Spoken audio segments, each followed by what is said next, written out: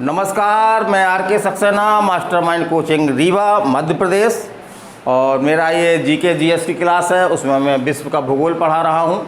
और विश्व की भूगोल की मेरी क्लास कौन सी है? ये 10वीं क्लास है। तो ऑफलाइन क्लास है, बच्चों को पहले बोर्ड में पढ़ा देता हूँ, समझा देता हूँ, और उसके बाद बच्चों की ही हाजिरी में ये वीडियो बनाता हूँ, तो बच्चों का भी एक बार रिवीजन हो जाता है। और मेरा इसमें ये प्रयास रहता है कि एक बार मैं पढ़ाऊँ तो बच्चों को लगभग 75% तैयार हो जाए। यदि वो उसका 1-2 बार रिवीजन कर लेंगे तो फिर ये भूलने की सीमा से ऊपर उठ जाएगा, और हमारी जो परमानेंट मेमोरी होती है उसमें सब ये चला जाएगा। तो चलिए हम चलते हैं विश्व का भूगोल, और आज हमारा टॉपिक है पर्वत।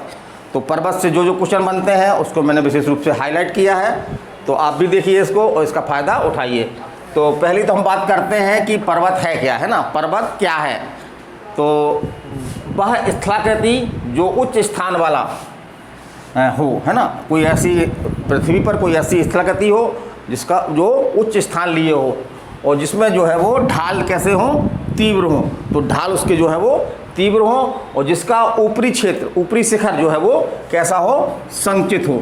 तो ऐसी आकृति को हम क्या बोलते हैं? पर्वत बोलते हैं। तो दूसरे सरल शब्दों में हम बोल सकते हैं कि पृथ्वी से उठा हुआ कोई भाग जिसमें तीव्र ढलान है, और जो उसका ऊपरी हिस्सा है वो जो है वो संकुचित है, मैदान नहीं है वहाँ पे। अगर मैदान होगा तो क्या बन जाएगा? वो पठार बन जाएगा, है ना। तो ऊपरी हिस्सा जो संकुचित हो, तो ऐसी जो स्थलाकृति है उसको हम क्या बोलते हैं? पर्वत बोलते हैं। चलिए हम आगे चलते हैं। किसी भी स्थलाकृति को, भूमि से उठी हुई किसी भी स्थलाकृति को हम पर्वत नहीं बोल सकते हैं। उसका एक मापदंड है, जब वो उस मापदंड को पूरा करता है तभी हम उसको क्या बोलेंगे?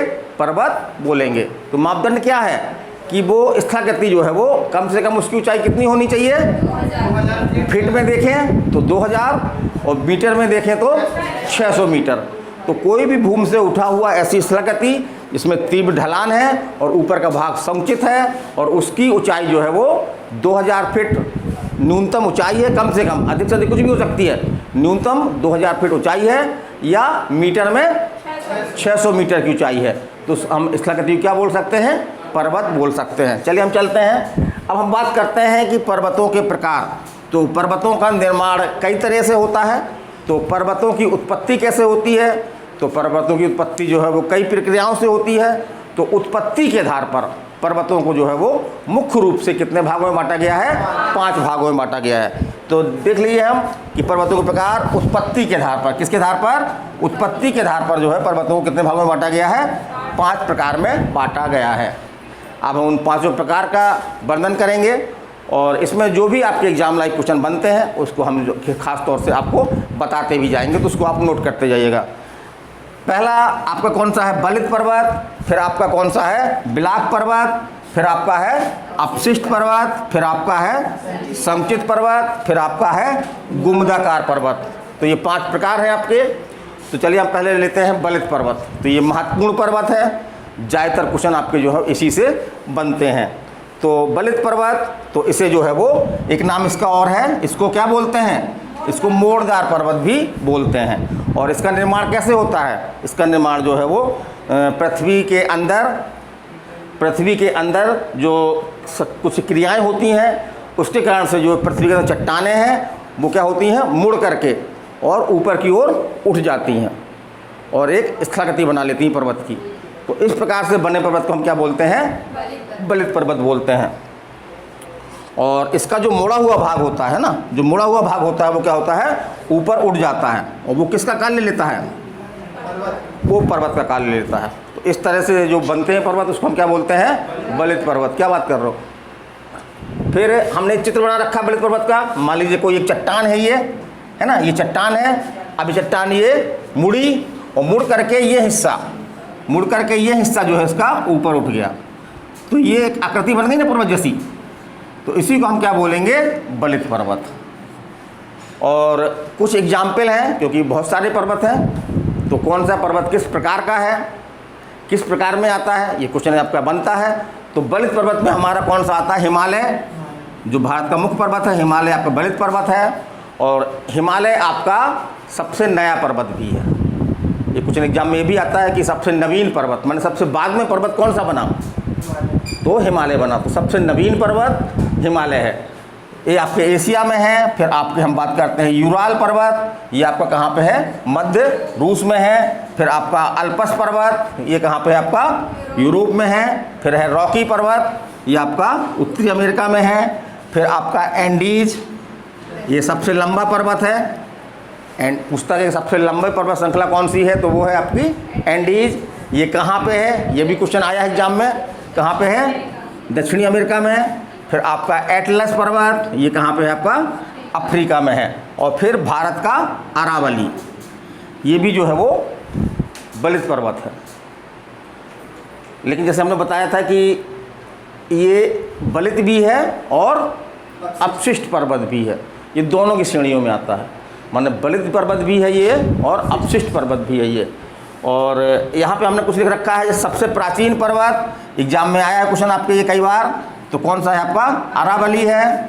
और अरावली की सबसे ऊंची चोटी कौन सी है, गुरु शिखर है। ये कहाँ किसके पास है, माउंट आबू के पास है।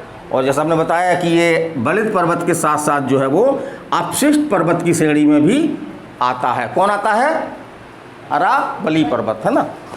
और हिमालय, एक क्वेश्चन आपको ये आता है कि जहाँ पे हिमालय है आज, वहाँ पे पहले क्या हुआ करता था, तो वहाँ पर एक जो है वो बड़ा सागर हुआ करता था, उसका नाम क्या था, टेथिस सागर। तो ये क्वेश्चन एग्जाम में आया है, आपके कई एग्जाम में आया है ये, कि जहाँ वर्तमान में आज हिमालय है वहाँ पे पहले क्या हुआ करता था, टेथिस सागर हुआ करता था। फिर दूसरा हम देखते हैं बिलाक पर्वत।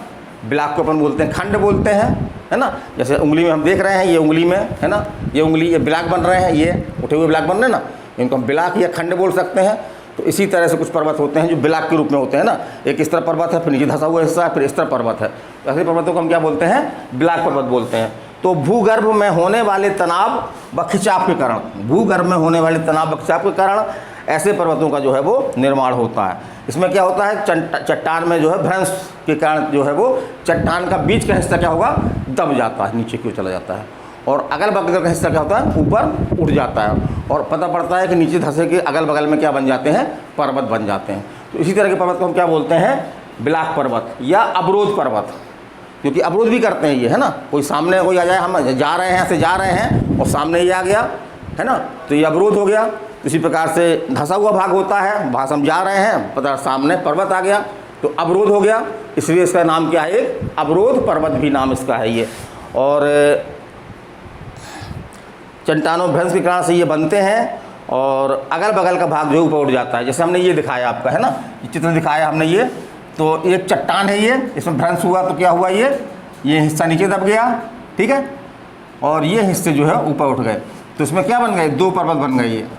और ये बिलाक जैसे ना, एक बिलाक, दो बिलाक, और भी बिलाक हो सकते हैं कई, है ना, एक बिलाक, दो बिलाक, और भी बिलाक हो सकते हैं। इसी कारण से इसका नाम क्या पड़ गया, बिलाक पर्वत। और जो इसका धंसा हुआ भाग है, इसको क्या बोलते हैं, इसको रिफ्ट घाटी बोलते हैं। कई बार आता है एग्जाम में, रिफ्ट घाटी क्या है, तो बिलाक पर्वतों के बीच में जो धंसा हुआ हिस्सा होता है उसको हम क्या बोलते हैं, रिफ्ट घाटी बोलते हैं। उदाहरण देख लें, जैसे साल्ट रेंज पाकिस्तान का, ब्लैक फॉरेस्ट जर्मनी का, ये किस तरह के पर्वत है आपके, ये बिलाक पर्वत हैं। और एक क्वेश्चन आपका ये भी आता है, हमने लिख रखा है इसको, कि विश्व की सबसे लंबी रिफ्ट घाटी कौन सी है, विश्व की सबसे लंबी रिफ्ट घाटी कौन सी है, तो कौन सी है, जॉर्डन। कौन सी है, जॉर्डन नदी की घाटी। चलिए अगला हम चलते हैं, तीसरा प्रकार कौन सा है आपका, अपशिष्ट पर्वत। तो चट्टानों के अपर्जन के कारण कुछ पर्वत कट कर जो है वो नीचे हो जाते हैं, इसे ही जो है वो क्या कहते हैं, अपशिष्ट पर्वत कहते हैं। इस तरह से अपशिष्ट पर्वत का निर्माण होता है। जैसे आपका अरावली, अपने भारत के कुछ पर्वत हैं, जैसे सतपुड़ा है, महादेव है, आपका विंध्याचल है, नीलगिरी है, पारसनाथ है, ये सभी जो है वो किस तरह के पर्वत हैं, अपशिष्ट पर्वत हैं। तो ये क्वेश्चन पूछ सकता है कि अरावली किस तरह का पर्वत है, तो अरावली जो है वो दो तरह का है, अपशिष्ट भी है और बलित भी है। लेकिन ये अगर पूछे सतपुड़ा किस तरह का पर्वत है तो अपशिष्ट है, महादेव किस तरह का पर्वत है, अपशिष्ट है, तो कभी कभी ऐसा कौन सा बलित पर्वत नहीं है, ठीक है, इसमें दे दिया कौन सा बलित पर्वत नहीं है, तो 3 तो बलित पर्वत दे दिए उसने और एक कोई यहाँ से उठा के दे दिया, तो वो आपका क्या होगा, आंसर हो जाएगा। चलिए अगला हम चलते हैं, संचित पर्वत या संग्रहित पर्वत। संचित या संग्रहित, तो संचित माने होता है क्या, जुड़ना। तो विभिन्न कारणों से, हवा से और चीज़ों से जो है वो किसी एक स्थान पर पत्थर, कंकड़, बालू, लावा, ये सब जो है वो जमा हो जाते हैं और धीरे धीरे वो स्थान जो है वो ऊपर उठ जाता है, माने पर्वत की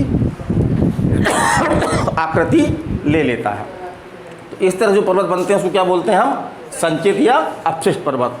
अब जैसे एग्जाम्पल देखते हैं, बालू की पर्वत, जो बालुई क्षेत्र हैं आपके, वहाँ पे क्या होता है कि हवा के द्वारा बालू जो है उड़ते के स्थान पर इकट्ठी हो जाती है और एक बहुत बड़ी पर्वत की आकृति बन जाती है। तो उसको हम कैसे बोलेंगे, कौन पर्वत है वो, संचित पर्वत। तो बालू के बना पर्वत किस तरह का पर्वत है आपका, संचित पर्वत। इसी तरह से जापान का फ्यूजियामा पर्वत आपका जो है वो संचित पर्वत है।